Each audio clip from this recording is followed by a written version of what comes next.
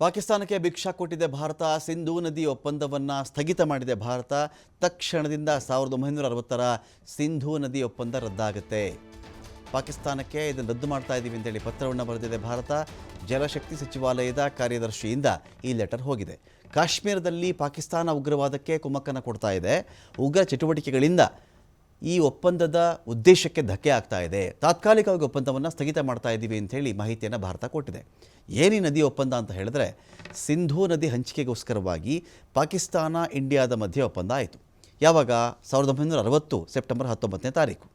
ಇದರ ಪ್ರಕಾರ ಪಶ್ಚಿಮಾಭಿಮುಖವಾಗಿ ಹರಿಯುವಂಥ ಸಿಂಧೂ, ಚೀನಾಬ್, ಝೀಲಂ ನದಿ ನೀರಿನ ಹಕ್ಕು ನಿಯಂತ್ರಣ ಪಾಕಿಸ್ತಾನದ ಕೈಗೆ ಸೇರಿಕೊಳ್ಳುತ್ತೆ. ಪೂರ್ವಾಭಿಮುಖವಾಗಿ ಹರಿಯುವಂತಹ ರಾವಿ, ಬಿಯಾಸ್, ಸಟ್ಲೇಜ್ ನದಿಗಳ ನೀರಿನ ಹಕ್ಕು ನಿಯಂತ್ರಣ ಭಾರತಕ್ಕೆ ಸಿಗುತ್ತೆ. ನೋಡ್ರಪ್ಪ, ನೀವು ಆ ಕಂಟ್ರೋಲ್ ನೀವು ಇಟ್ಕೊಳ್ಳಿ, ಈ ಕಡೆ ನದಿಗಳ ಕಂಟ್ರೋಲ್ ನಾವು ಇಟ್ಕೊಳ್ತೀವಿ ಅಂತ ಹೇಳಿ. ಈ ಒಪ್ಪಂದದ ಪರಿಣಾಮ ಸಿಂಧೂ, ಚೀನಾಬ್, ಝೀಲಂ ನದಿಗಳ ಮೇಲೆ ಪಾಕ್ ಹಿಡಿತವನ್ನು ಇಟ್ಕೊಂಡಿದೆ. ಈಗ ಭಾರತ ಒಪ್ಪಂದವನ್ನು ಕಡಿದುಕೊಂಡರೆ ಪಾಕ್ ಈ ನದಿಗಳ ಮೇಲಿನ ಕಂಟ್ರೋಲನ್ನು ಕಳೆದುಕೊಳ್ಳುತ್ತೆ. ಪಾಕಿಸ್ತಾನಕ್ಕೆ ನಷ್ಟ ಹೇಗಪ್ಪ, ಸಂಕಷ್ಟ ಹೇಗಪ್ಪ ಅಂದರೆ ಪಾಕಿಸ್ತಾನದ 80% ಭೂಪ್ರದೇಶ ಇದೆಯಲ್ಲ, ಇದು ಸಿಂಧೂ ನದಿ ಮತ್ತು ಅದರ ಉಪನದಿಗಳ ಮೇಲೆ ಅವಲಂಬಿತವಾಗಿರೋದು. ಗೊತ್ತಿದೆಯಲ್ಲ, ನದಿಗಳು ನಾಗರಿಕತೆಯ ತೊಟ್ಟಿಲು. ಇಲ್ಲೆಲ್ಲಿ ನೀರಿರುತ್ತೋ ಅದರ ದಡದಲ್ಲಿ ಮನುಷ್ಯ ಜೀವನವನ್ನು ಕಟ್ಕೊಳ್ತಾನೆ ಅಂತ.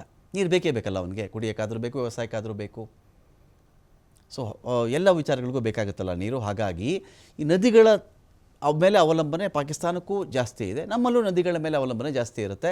ಆ ನದಿ ಕಂಟ್ರೋಲ್ ನಾವು ತೊಗೊಂಡ್ರೆ ಏನು ಮಾಡ್ತಾರೆ ಪಾಕಿಸ್ತಾನ?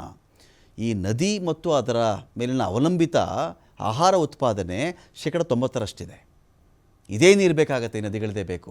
16 ಮಿಲಿಯನ್ ಹೆಕ್ಟೇರ್ ಕೃಷಿಗೆ ಸಿಂಧೂ ನದಿ ನೀರನ್ನು ಬಳಸ್ತಾರೆ. ಈ ನೀರಲ್ಲಿ 93% ಕೃಷಿಗೆ, 7% ಕುಡಿಯೋದಕ್ಕೆ ಬಳಸ್ಕೊಳ್ತಾರೆ. ಪಾಕಿಸ್ತಾನದ 61% ಮಂದಿ ಸಿಂಧೂ ಪ್ರದೇಶದಲ್ಲಿ ವಾಸ ಮಾಡ್ತಾರೆ. ಪ್ರಮುಖ ನಗರಗಳಾದ ಲಾಹೋರ್, ಕರಾಚಿ, ಮುಲ್ತಾನ್ಗೆ ಸಿಂಧೂ ನದಿ ನೀರು ಬೇಕಾಗತ್ತೆ.